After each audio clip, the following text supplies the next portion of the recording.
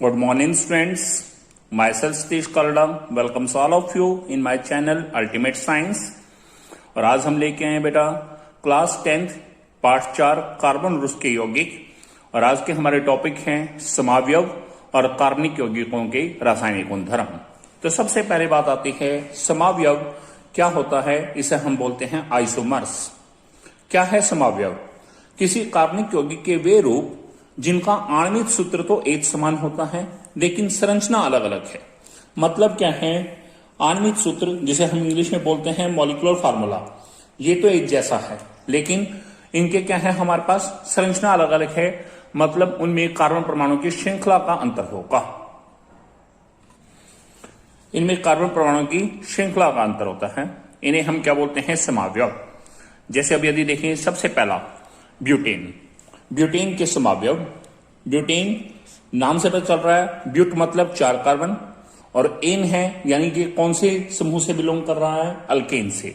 Alkane में क्या होता है? हाइड्रोजन डबल से 2 ज्यादा, तो यानी कि C4 है तो हाइड्रोजन क्या होंगे? 4 2 8 प्लस 2 10, यानी कि C4H10 ब्यूटेन है। इसका आणविक सूत्र क्या है? C4H10। ब्यूटेन के 2 समावयव होते हैं। पहले का नाम है एन ब्यूटेन, दूसरे का नाम है आइसोब्यूटेन। एन का मतलब नॉर्मल। नॉर्मल मीन आप देख रहे हैं ब्यूटेन के अंदर कुल 4 कार्बन है, तो चारों कार्बन जो है स्ट्रेट चेन में होंगे, यानी कि सीधी एक श्रृंखला में होंगे, सीधी एक लाइन लंबी श्रृंखला होगी। तो आप देख सकते हैं यहां चारों कार्बन की एक लंबी श्रृंखला है। और दूसरा है आइसोब्यूटेन। आइसोब्यूटेन का मतलब क्या है? एक शाखा। हमें क्या करना है? कुल 4 कार्बन है, 4 कार्बन में से हम एक कार्बन कम कर देंगे, यानी क्या रहेंगे? 3 कार्बन, और दूसरे कार्बन के ऊपर एक कार्बन वाली शाखा लगा देंगे, एक कार्बन वाली ब्रांच लगा देंगे। तो हमने यहां क्या करा? कुल 4 कार्बन थी, 3 कार्बन स्ट्रेट चेन में करके और उसके साथ दूसरा कार्बन 1 2 3, तो दूसरे कार्बन के साथ एक कार्बन वाली शाखा। तो ये है एन ब्यूटेन, ये क्या है? आइसोब्यूटेन। लेकिन अभी तक हमने इसमें हाइड्रोजन पूरे नहीं किए हैं, तो अब हाइड्रोजन पूरे करने बता रहा हूं। आप देख सकते हैं हाइड्रोजन कैसे पूरे हो रहे हैं आपके सामने। ये सी है, इसने केवल इस समय एक कलाबंध बना रखा है और हम जानते हैं कार्बन की संयोजकता 4 है, तो इसका मतलब इसने एक आबंध बनाया, तो बाकी क्या रहेगी? 3 हाइड्रोजन, तो इसलिए मैंने क्या लगाया? H3। आगे इस सी ने 2 आबंध बना रखे हैं, तो यहां क्या आएगा? H2। इस सी ने भी 2 आबंध बना रखे हैं, तो H2। इस सी ने सिर्फ एक आबंध बना रखा है, तो H3। तो ये क्या है? ये किसकी संरचना है? एन ब्यूटेन की। किसकी संरचना है? एन ब्यूटेन की। आगे देखिएगा, हमने ये था सी सिंगल बॉन्ड सी और ये सी के साथ ब्रांच एक। अभी सी ने एक आबंध बनाया, तो बाकी क्या रहेगा? 3 हाइड्रोजन आएंगे, CH3। इस सी ने 1 2 3 आबंध बनाए हैं, तो बैलेंस क्या रहेगा? 1, इसलिए यहां 1 हाइड्रोजन आया है। इस सी ने इस समय तक एक आबंध बनाया है, तो बाकी कितने रहेंगे? 3, तो यहां भी क्या गया? 3 हाइड्रोजन, CH3। इस सी ने भी अब तक एकल आबंध बना रखा है, एक आबंध, संयोजकता 4 है, तो बाकी कितना रह गया? 3, तो इसलिए यहां 3 हाइड्रोजन। तो ये किसकी संरचना है? ये है आइसोब्यूटेन की संरचना, और ये किसकी है? एन ब्यूटेन की। ये दोनों क्या है? ब्यूटेन के समावयव। अब आगे हम पढ़ रहे हैं पेंटेन के समावयव। पेंटेन जो है, पेंट का मतलब 5 कार्बन, C5। एन का मतलब अल्केन। अल्केन में हाइड्रोजन डबल से 2 ज्यादा, तो 5 दूनी 10 और 2 12, तो पेंटेन का आणविक सूत्र क्या होगा? C5H12। पेंटेन के 3 समावयव हैं। पहला है एन पेंटेन, दूसरा है आइसोपेंटेन, तीसरा है नियोपेंटेन। अब क्या है एन पेंटेन, क्या है आइसोपेंटेन, क्या है नियोपेंटेन, और इनकी संरचना। एक बात यहां बतानी रहेगी थी, देखिएगा बेटा, मैंने बताया था ये 2 अलग अलग संरचना है, ये एन ब्यूटेन है, आइसोब्यूटेन। लेकिन चेक करें कि इनका आणविक सूत्र तो एक जैसा है। इसमें कार्बन कुल गिने 1 2 3 4, H गिने 3 2 5 2 7 और 3 10, यानी कि आणविक सूत्र क्या है? इसका भी आणविक सूत्र क्या है? C4H10। अब इधर कार्बन चेक करें, 1 2 3 4, और हाइड्रोजन 3 और 1 4 और 3 7 और 3 10, हाइड्रोजन 10, C4H10। तो दोनों का आणविक सूत्र एक जैसा है लेकिन संरचना अलग है। इसमें 4 कार्बन परमाणु की श्रृंखला है और इसमें क्या है? 3 कार्बन परमाणु की श्रृंखला है और एक शाखा है। क्लियर? तो इसलिए इन्हें क्या बोल रहे हैं? समावयव। क्या बोला जा रहा है इन्हें? समावयव। अब पेंटेन के हमने बताया 3 समावयव हैं, एन पेंटेन, आइसोपेंटेन, नियोपेंटेन। देखिएगा सबसे पहले है एन पेंटेन। एन का मतलब मैंने आपको बताया नॉर्मल। नॉर्मल में का मतलब क्या है, आपके पास किसी कार्बनिक यौगिक में जितने कार्बन है सारे के सारे स्ट्रेट चेन में लगा देंगे, यानी कि एक लंबी श्रृंखला में बिना किसी शाखा के। तो 5 कार्बन है, मैंने पांचों कार्बन स्टेट में लगा दिया, 1 2 3 4 5। अल्केन है, इसमें कौन सा बंद कर दिया, एकल। पहले हमने ये किया। दूसरा है आइसोपेंटेन। आइसो का मतलब एक शाखा। अब कुल 5 कार्बन थी, 5 में से हमने 4 कार्बन स्ट्रेट चेन में कर दिया और किसी भी साइड, चाहे इधर से चले चाहे इधर से चले, सेकंड कार्बन के ऊपर एक शाखा, तो 1 2 इसके ऊपर एक शाखा लगा दी। ये क्या है, आइसोपेंटेन। अगला है नियोपेंटेन। नियोपेंटेन में क्या है, जैसे आइसो में क्या किया था, हमने एक कार्बन कम किया था, नियो में क्या करना, हमें 2 कार्बन कम करने हैं। अब टोटल सी कितने थे, 5 में से हमने 3 कार्बन स्टेट में कर दिए और सेकंड कार्बन के ऊपर 2 शाखाएं, एक ऊपर शाखा कर दी एक नीचे, तो इसे क्या बोलते हैं, नियोपेंटेन। क्या बोलते हैं इसे, नियो। नॉर्मल में सारे कार्बन स्टेट में, आइसो में एक कम कर दीजिएगा और सेकंड कार्बन के ऊपर एक शाखा, और नियो में क्या है, 2 कम कर दीजिएगा और सेकंड कार्बन के ऊपर 2 शाखा, एक ऊपर एक नीचे। अब हाइड्रोजन पूरे करेंगे। आप देखिएगा इस सी के पास इस समय कितने बंध हैं, 1, तो बाकी कितना रह गया, 3, तो यानी कि क्या आएगा, CH3। चेक कर सकते हैं। इस सी ने इस समय कितने बंध बना रखे हैं, 2, तो इसलिए यहां क्या आएगा, CH2। इस सी ने भी 2 आबंध, CH2। इस सी ने भी 2 आबंध, CH2। इस सी ने सिर्फ 1 आबंध है, इसलिए क्या आया है, CH3। तो क्या बन गया, एन पेंटेन का सूत्र क्या ना, संरचना क्या बने, CH3 single bond CH2 single bond CH2 single bond CH2 single bond CH3। अब आइसोपेंटेन। आइसो में आप देख रहे हैं इस कार्बन ने इस समय तक सिर्फ 1 आबंध बनाया है, तो 3 हाइड्रोजन आएंगे यहां, CH3। इस कार्बन ने 1 2 3, इसलिए यहां 1 हाइड्रोजन। इस कार्बन ने 1 बनाया है तो 3 हाइड्रोजन। इस कार्बन ने 2 आबंध बना रखे हैं तो 2 हाइड्रोजन CH2। इस कार्बन ने हमारे पास क्या है, आप देख रहे हैं यह एक मिनट, एक एक्स्ट्रा कार्बन आया हुआ है यहां। इस कार्बन ने 1 बनाया तो यहां 3 हाइड्रोजन। तो ये क्या हो गया, CH3 सिंगल बॉन्ड CH, शाखा आ गई CH3 single bond CH2 single bond CH3। तो ये किसकी स्ट्रक्चर है, आइसोपेंटेन की। अब बारी आती है नियोपेंटेन। इस कार्बन ने 4 आबंध बना रखे, यानी कि यहां कोई हाइड्रोजन नहीं आएगा। इस कार्बन 1 है तो 3 हाइड्रोजन 3 हाइड्रोजन 3 हाइड्रोजन 3 हाइड्रोजन, तो ये क्या आएगा, CH3 single bond C single bond CH3 और सेकंड कार्बन के ऊपर 2 ब्रांचेस, ऊपर भी CH3 नीचे भी CH3। अब जरा हम इन तीनों स्ट्रक्चर्स को देखें, एन पेंटेन, आइसोपेंटेन, नियोपेंटेन। आप देख रहे हैं एन पेंटेन में 5 कार्बन की श्रृंखला, आइसोपेंटेन में 4 कार्बन की श्रृंखला, नियोपेंटेन में 3 कार्बन की श्रृंखला। इसका मतलब क्या है, इनकी संरचना अलग अलग है लेकिन आणविक सूत्र, इसमें कार्बन गिने 1 2 3 4 5, हाइड्रोजन 3 2 5 2 7 2 9 और 3 12, C5H12। इसमें देखिए 1 2 3 4 5, कार्बन 5, हाइड्रोजन 3 1 4 और 3 7 2 9 और 3 12, C5H12। इधर देखिए 1 2 3 4 5, कार्बन 5 है, हाइड्रोजन 3 3 6 3 9 और 3 12, C5H12। तो इन तीनों संरचनाओं में हम क्या देख रहे हैं, तीनों समावयव में कि आणविक सूत्र एक जैसा है, सभी का आणविक सूत्र क्या है, C5H12 है, लेकिन संरचना अलग अलग है। पहले वाले में 5 कार्बन की श्रृंखला है, दूसरे में 4 कार्बन की श्रृंखला है, तीसरे में 3 कार्बन की श्रृंखला है। तो इन्हें क्या बोलते हैं, समावयव। अब है हमारे पास नेक्स्ट टॉपिक, कार्बनिक यौगिकों के रासायनिक गुणधर्म कि कार्बनिक यौगिक किस प्रकार की रासायनिक अभिक्रियाएं करते हैं। तो कार्बनिक यौगिक जो हैं वो 4 प्रकार की रासायनिक अभिक्रियाएं करते हैं। सबसे पहली है दहन, दूसरी हमारे पास आएगी ऑक्सीकरण अभिक्रिया, तीसरी आएगी संकलन अभिक्रिया और चौथी होगी प्रतिस्थापन अभिक्रिया। तो सबसे पहले दहन अभिक्रिया। दहन का मतलब क्या होता है, जलाना या जलना। दहन का यहां दूसरा नाम क्या है, कंबस्शन। क्या नाम है, कंबस्शन। अब क्या होता है दहन, जब कार्बन या किसी भी कार्बनिक यौगिक को वायु में जलाया जाता है तब वह ऑक्सीजन के साथ अभिक्रिया करके प्रचुर मात्रा में ऊष्मा एवं प्रकाश उत्पन्न करता है। मतलब हम कार्बन को जलाएं या किसी भी कार्बनिक यौगिक को जलाएं, जब वायु के अंदर जलाएंगे तो वायु में किसके साथ अभिक्रिया करेगा, ऑक्सीजन गैस के साथ, और उस समय में प्रचुर मात्रा में, बहुत अधिक मात्रा में ऊष्मा एवं प्रकाश उत्पन्न होता है। तो ऐसी अभिक्रिया को हम क्या बोलते हैं, दहन अभिक्रिया। और इसलिए कार्बनिक यौगिक जो हैं मुख्यतः ईंधन के रूप में प्रयोग किए जाते हैं।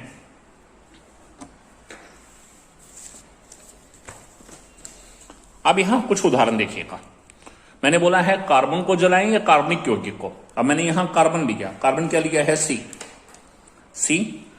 इसने ऑक्सीजन के साथ अभिक्रिया करी plus O2, that gives CO2 plus ऊष्मा एवं प्रकाश।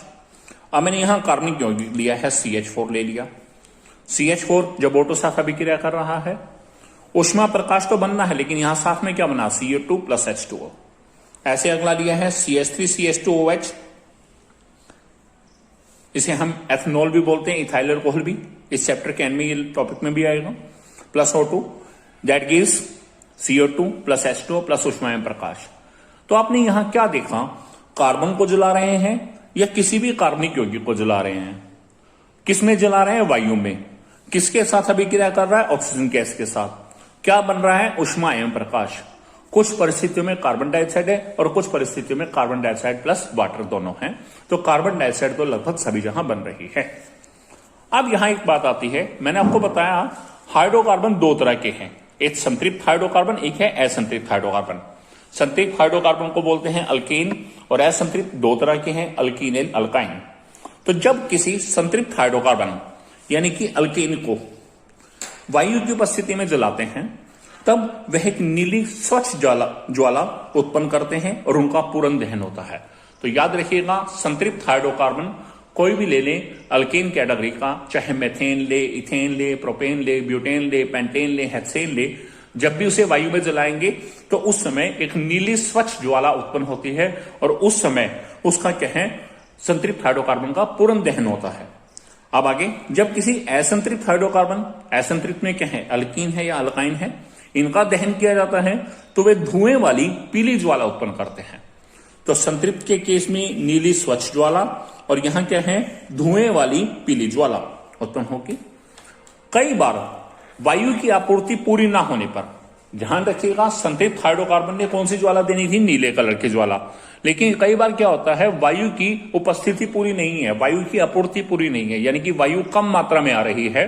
तो उस समय कई बार वायु की आपूर्ति पूरी ना होने पर संतृप्त हाइड्रोकार्बन का भी अपूर्ण दहन होता है, यानी कि पूरी तरह नहीं जलते, अल्केन भी पूरी तरह नहीं जलते और उस समय वो भी क्या है, पीली कजली ज्वाला उत्पन्न करते हैं।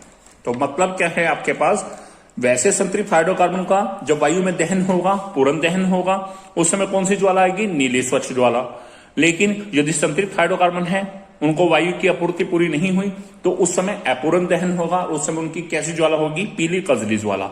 और असंतृप्त के केस में हमेशा ही कैसी होगी, पीली कजली ज्वाला, यानी कि धुएं वाली पीली कजली ज्वाला उत्पन्न होगी। एक बहुत ही इंपॉर्टेंट क्वेश्चन आता है, घरों में उपयोग में लाए जाने वाले गैस स्टोव या केरोसिन स्टोव में वायु के लिए छिद्र क्यों होते हैं? आप देखिएगा, आपके घर के अंदर जो गैस यूज हो रहा है, उसका जो बर्नर है उसमें छोटे छोटे सुराख हैं। ऐसे ही स्टोव वाले जो हमारे पास बर्नर होता है उसमें भी क्या है, केरोसिन स्टोव में भी वायु के छोटे छोटे सुराख होते हैं। ऐसा क्यों होता है? ऐसा इसलिए होता है ताकि दहन के लिए पर्याप्त मात्रा में ऑक्सीजन मिल सके। हम जानते हैं दहन दो तरह का है, पूर्ण दहन, अपूर्ण दहन। पूर्ण दहन के लिए वायु अधिक मात्रा में चाहिए, पर्याप्त मात्रा में चाहिए। तो वायु पर्याप्त मात्रा में कम मिलेगी जब उसकी सप्लाई प्रॉपर होगी, यानी कि हमारे पास वायु के अंदर, वायु के मार्ग में किसी प्रकार का अवरोध ना हो। तो ऐसा इसलिए होता है ताकि दहन के लिए पर्याप्त मात्रा में ऑक्सीजन मिल सके और ईंधन का पूर्ण दहन हो सके और पर्याप्त मात्रा में ऑक्सीजन समृद्ध मिश्रण जलकर स्वच्छ नीली ज्वाला दे सके। कि जब पर्याप्त मात्रा में ऑक्सीजन होगी, उन वायु छिद्रों में से पहुंचेगी, तो उस समय ऑक्सीजन समृद्ध मिश्रण का दहन होगा, क्योंकि ऑक्सीजन प्रॉपर मिल गई है उसे, और उस समय नीली ज्वाला उत्पन्न होगी। यदि कभी बर्तनों के तले हमें काले दिखाई दे, तो इसका अर्थ यह है कि वायु छिद्र अवरुद्ध हैं, यानी कि वो सुराख बंद हो चुके हैं और हमें उस समय में अपने गैस स्टोव को, या हमारे पास क्या है, केरोसिन स्टोव, उनके उन छिद्रों को साफ कर लेना चाहिए, उन्हें खोल लेना चाहिए। ठीक है, तथा ईंधन का व्यर्थ व्यय हो रहा है। यदि ऐसा हो रहा है, काले दिख रहे हैं, तो इसका मतलब क्या है, ईंधन का अपूर्ण दहन हो रहा है और साथ साथ क्या है, हमारे पास उसका व्यय हो रहा है, यानी कि फालतू ही खर्च हो रहा है। इसलिए हमें वायु छिद्रों को साफ करते रहना चाहिए समय समय पर। अब एक क्वेश्चन यहां यह भी आता है, मोमबत्ती या गैस स्टोव की एलपीजी चलते समय ज्वाला उत्पन्न करते हैं, जबकि कोयला या तारकोल बिना ज्वाला के ऊष्मा देते हैं। आप मोमबत्ती को जलाइए या फिर हमारे घरों में गैस का बर्नर ऑन कीजिए, जब हम उसे माचिस तेल से जलाते हैं तो उस समय वो हमारे पास क्या होगा, उस समय ज्वाला उत्पन्न होगी। पीले कलर की हो, नीले कलर की हो, कैसी भी ज्वाला उत्पन्न होगी। जबकि कोयले या तारकोल को हम जलाते हैं तो उस समय वो ज्वाला उत्पन्न नहीं करेंगे, बल्कि उसमें क्या है, ऊष्मा उत्पन्न होगी, गर्मी उत्पन्न होगी। बिना ज्वाला के ऊष्मा उत्पन्न करते हैं। ऐसा क्यों होता है? ऐसा इसलिए होता है कि केवल गैसीय पदार्थों के जलने पर ही ज्वाला उत्पन्न होती है। ध्यान रखिएगा कि गैसीय पदार्थ हैं, उन्हें जलाएंगे तब ज्वाला उत्पन्न होगी।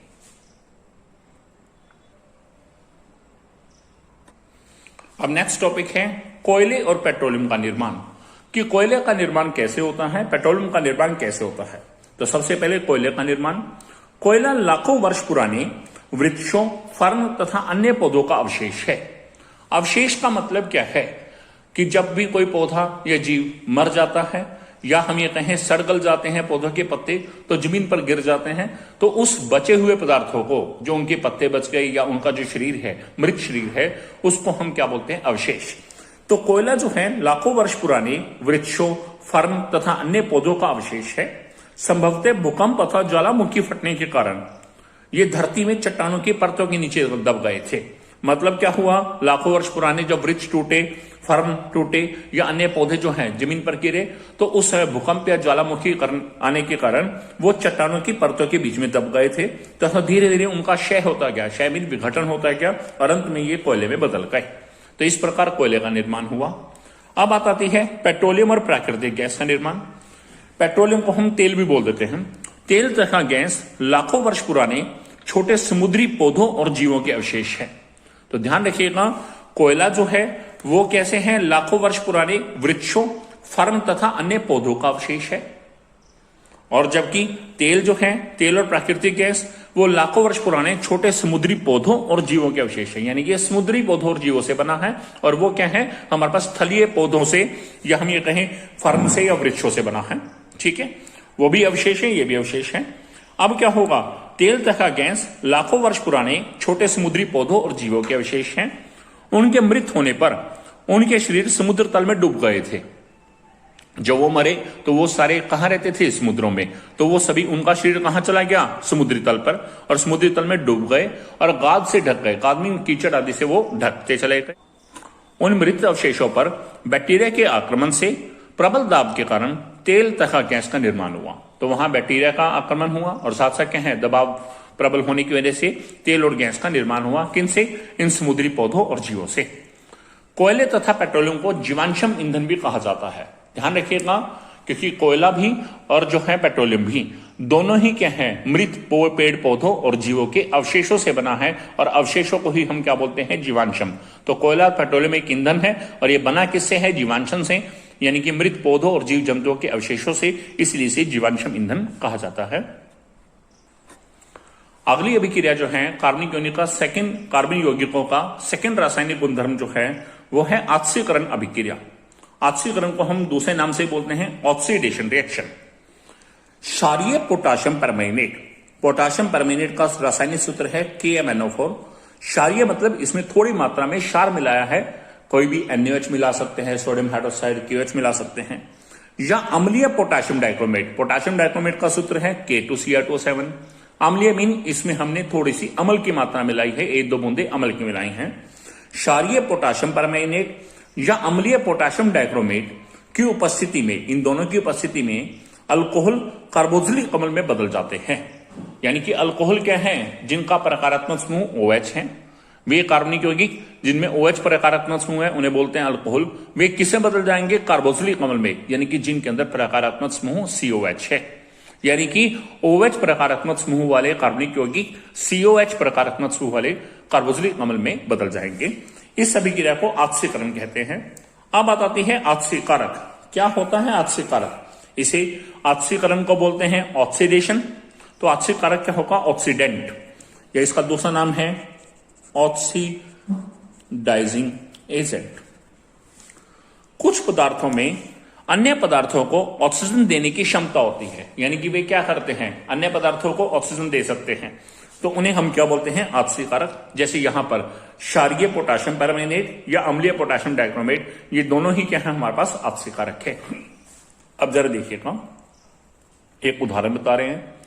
हमने लिया CH3CH2OH, यदि आप देखें इसका आईयूपीएसी नाम बनाना, अभी अपने मेरे पिछले वीडियो में देखा था, 2 कार्बन है इसलिए क्या हो गया एथ, दोनों कार्बन एकल बंध से जुड़े हैं इसलिए एन, तो ये एथेन, और OH प्रकारात्मक समूह लगा है तो ओल, तो ये क्या है एथेनोल, क्या है एथेनोल या एथनॉल भी बोल देते हैं।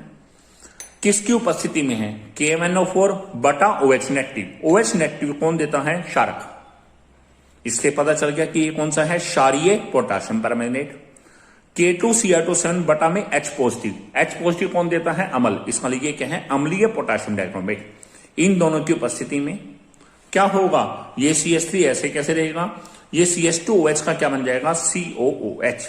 तो OH प्रकारात्मक समूह किससे बदल गया हमारे पास, COH में, यानी कि कार्बोक्सिलिक अम्ल में बदल गया। और इसका नाम क्या है, अब नाम बनाएंगे, 2 कार्बन है एथ, दोनों कार्बन एकल बंध से जुड़े हैं एन, एथेन, और COH लगाए से ओइक, तो ये क्या हो गया एथेनोइक अम्ल, क्या हो गया ये हमारे पास एथेनोइक अम्ल। तो ये एथेनोल एथेनोइक अम्ल में बदल गया है। तो इस सभी क्रिया को हम क्या बोलते हैं, इस सभी क्रिया को हम बोलते हैं आत्सीकरण अभिक्रिया। क्या बोलते हैं इसे, आत्सीकरण अभिक्रिया। अब मैं इस चीज को आपको एक्सपेंड करके समझाऊंगा कि ये अभिक्रिया वास्तव में कैसे हुई। आत्सीकरण अभिक्रिया में एथेनॉल एथेनोइक अम्ल में कैसे बदला, ध्यान से समझिएगा। सबसे पहले ये है हमारे पास एथेनॉल, यहां मैं OH को थोड़ा सा एक्सपेंड कर देता हूं, OH ऐसे लिख दिया। जब भी KMnO4 बटा OH नेगेटिव की उपस्थिति है या K2Cr2 बटा H पॉजिटिव की उपस्थिति है, तो उस समय ये दोनों ही पदार्थ क्या हैं, आपसीकारक हैं। ये क्या है, ऑक्सीजन देंगे, क्योंकि इन पदार्थों में ऑक्सीजन देने की क्षमता है, तो ये देंगे ये ऑक्सीजन। ओ ब्रैकेट में लिखा है, इसे बोलते हैं नेसेंट ऑक्सीजन। क्या बोलते हैं इसे, ये मैं बता देता हूं। ओ को हम क्या बोलते हैं, नेसेंट ऑक्सीजन, यानी कि ऑक्सीजन तत्व के परमाणु दिया स्वतंत्र अवस्था में, प्लस इन्होंने, इन दोनों पदार्थों ने क्या किया, नेसेंट ऑक्सीजन दिया। अब होगा क्या यहां पर, ध्यान रखिएगा, OH प्रकारात्मक समूह जिस कार्बन के साथ डायरेक्टली जुड़ा है, यानी कि सीधा जुड़ा हुआ है, उसको हम बोलते हैं अल्फा कार्बन। क्या बोलते हैं, अल्फा। ये है हमारे पास अल्फा। तो होगा क्या यहां पर, एक हाइड्रोजन परमाणु कहां से निकलेगा, OH वाली जहां से, और एक हाइड्रोजन निकलेगा अल्फा कार्बन से। अल्फा कार्बन ये है इसमें, इन दोनों में से कोई भी एक हाइड्रोजन निकल सकता है। मान लो ये H निकाल दिया, ये H निकाल दिया, तो ये 2 H मैंने निकाल दिए हैं। अब 2 H जब निकलेंगे तो यहां जो एकल बंध है उसके बजाय क्या बन जाएगा, द्विआबंध। क्या बन जाएगा, द्विआबंध। तो क्या होगा, ये हो गया CH3, ऐसे कैसे, C, ये H निकल चुका है, ये एक H बच गया है, और यहां क्या बन गया, द्विआबंध। तो ये ऐसे दिखा दो चाहे C डबल बॉन्ड H। तो ये 2 H इस ऑक्सीजन के साथ मिलकर इन्होंने क्या बना दिया, H2O। तो ये जल के रूप में बाहर निकल के, यानी कि -H2O। या तो यहां -H2O लिख दो, नहीं तो हम क्या कर सकते हैं, +H2O। यानी कि सबसे पहले एथेनॉल किससे बदल गया, अब 2 कार्बन है एथ, दोनों कार्बन एकल बंध से जुड़े हैं एन, और ये CHO है, इसे बोलते हैं अल। यानी कि सबसे पहले क्या हुआ, एथेनॉल एथेनल में बदल गया, यानी कि OH ग्रुप प्रकारात्मक समूह किससे बदल गया, एल्डिहाइड प्रकारात्मक समूह में। ये चीज हुआ। अब ये दोनों कैसे पदार्थ हैं, ये प्रबल आपसीकारक हैं। तो प्रबल आपसीकारक क्या कर रहे हैं, इसको फिर ऑक्सीडेशन करेंगे, यानी कि इसे फिर ऑक्सीजन देंगे। अब इन्होंने इसे फिर ऑक्सीजन दिया, प्लस नेसेंट ऑक्सीजन। किन्होंने, या तो KMnO4 ऑब्लिक OH नेगेटिव, या फिर वही K2Cr2 ऑब्लिक, बटा को ऑब्लिक की बोलते हैं, बटा H पॉजिटिव। अब क्या होगा, जो इन्होंने ये ऑक्सीजन दिया है, ये ऑक्सीजन यहां जाएगा इस H के पास, और ये क्या बन जाएगा, OH। क्या बन जाएगा, OH, CH3 C double bond OH। आप जरा इसका नाम देखिए, 2 कार्बन है एथ, दोनों कार्बन एकल बंध से जुड़े हैं एन, एथेन बन गया। COH है, इसे क्या बोलते हैं, ओइक अम्ल। क्या बोलते हैं इसे, ओइक अम्ल। तो ये क्या बन गया है, एथेनोइक अम्ल। तो इस तरह से एथेनॉल एथेनोइक अम्ल में बदला है। इस सभी क्रिया को क्या बोलते हैं? ऑक्सीकरण अभिक्रिया। क्या होते से? ऑक्सीकरण अभिक्रिया। क्लियर? अगली अभिक्रिया हमारे पास है संकलन अभिक्रिया। संकलन अभिक्रिया का दूसरा नाम क्या है? Addition reaction. क्या होते से? Addition reactions. पैलेडियम अथवा निकल जैसे उत्प्रेरकों की उपस्थिति में, दो पदार्थ हैं पैलेडियम और दूसरा क्या है? निकल। पैलेडियम का प्रतीक क्या है? पीडी। निकल का क्या है? एनआई। तो पैलेडियम अथवा निकल जैसे उत्प्रेरकों की उपस्थिति में असंतृप्त हाइड्रोकार्बन यानी कि अल्कीन या अल्काइन हाइड्रोजन को जोड़कर, अल्कीन या अल्काइन में क्या है? हाइड्रोजन जुड़ेगा और वे संतृप्त हाइड्रोकार्बन बनाते हैं यानी कि अल्केन में। तो होगा क्या? पैलेडियम की उपस्थिति में या निकल की उपस्थिति में अल्कीन या अल्काइन हाइड्रोजन के साथ अभिक्रिया करेंगे, हाइड्रोजन उनके अंदर जुड़ जाएगी और वो लास्ट में किससे बदल जाएंगे? संतृप्त हाइड्रोकार्बन यानी कि अल्केन में। तो ऐसी अभिक्रिया को संकलन अभिक्रिया या हाइड्रोजनीकरण अभिक्रिया कहते हैं। अब क्या होता है? उत्प्रेरक। उत्प्रेरक को हम बोलते हैं कैटालिस्ट। क्या होते हैं? कैटालिस्ट। क्या होते हैं कैटालिस्ट? वे पदार्थ जिन्हें यदि किसी रासायनिक अभिक्रिया में प्रयोग लाया जाए और वे उनकी गति में परिवर्तन कर दे। मतलब क्या है कि किसी रासायनिक अभिक्रिया में हमने कोई बाहर से पदार्थ डाला और वो रासायनिक अभिक्रिया की गति में परिवर्तन कर दे, या तो उसकी स्पीड को बढ़ा दे या कम कर दे। और मैक्सिमम केसेस में ये रिएक्शन की स्पीड को यानी कि रासायनिक अभिक्रिया की गति को बढ़ाते हैं। तो इन्हें क्या बोलते हैं? उत्प्रेरक।